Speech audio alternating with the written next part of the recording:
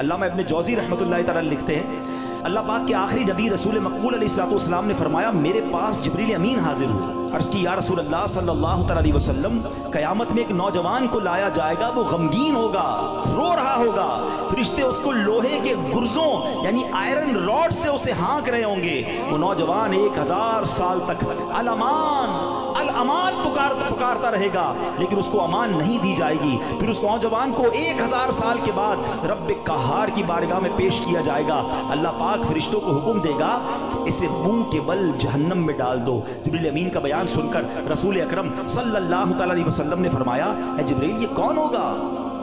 عرض کیا حضور وہ آپ کا ایک امتی ہوگا۔ فرمایا اس کا گناہ کیا ہوگا؟ عرض کی یا رسول اللہ صلی اللہ تعالی علیہ وسلم یہ وہ بدنصیب ہے جس کی زندگی میں رمضان المبارک تو تشریف لایا مگر توبہ و استغفار کی بجائے ماہ رمضان کو اس نے گناہوں میں گزار دیا۔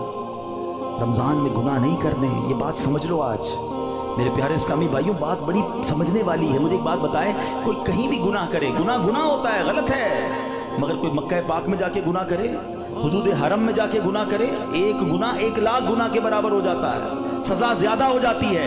آپ کی مسجد کے باہر روڈ پہ کھڑے ہو کے معاذ اللہ کوئی گالی نکالے حرام، لیکن مسجد کے اندر آ کر نکالے، آپ کیا کہیں گے؟ خدا کو خوف کرو اللہ کے گھر میں۔ تو اسی طرح کچھ مقام کی اہمیت ہوتی ہے، کچھ وقتوں کی اہمیت ہوتی ہے، کچھ مہینوں کی اہمیت ہوتی ہے۔ رمضان ہمیں بخشوانے آیا ہے۔ اچھا ایسا تو ہے نہیں کہ جیسے رمضان کا چاند نظر آئے گا میری جناب جتنی بھی گناہوں کی عادتیں وہ آٹومیٹکلی بند ہو جائیں گی۔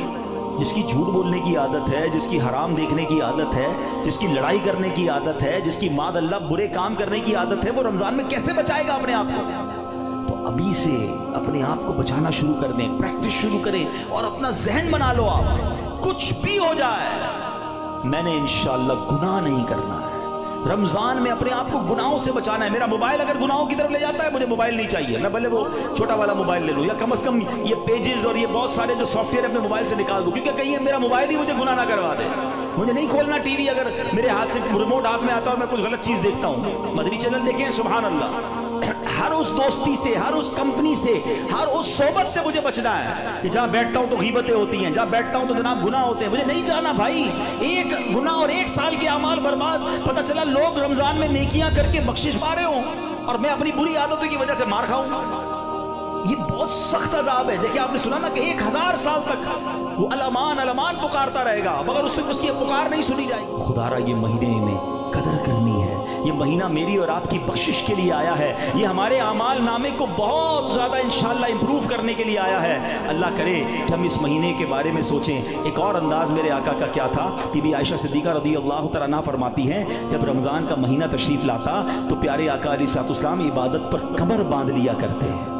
نبی پاک عبادت تو ویسے بھی بڑی فرمایا کرتے تھے مگر رمضان میں اسپیشل میرے آقا علیہ الصلوۃ والسلام اور زیادہ عبادت کرتے، نوافل بڑھا دیتے، ذکر و اذکار بڑھا دیتے، دعائیں بڑھا دیتے۔ تو ہمیں بھی رمضان میں پلان کرنا ہے کہ میں نے انشاءاللہ تلاوت قرآن کرنی ہے، میں نے رمضان میں اتنے نوافل پڑھنے ہیں، میں نے انشاءاللہ اتنے درود پڑھنے ہیں، میں نے آپ فضول کاموں سے بچنے لگ جائیں، آپ کی ویسے ہی ٹائم میں بڑی برکت ہو جانی ہے۔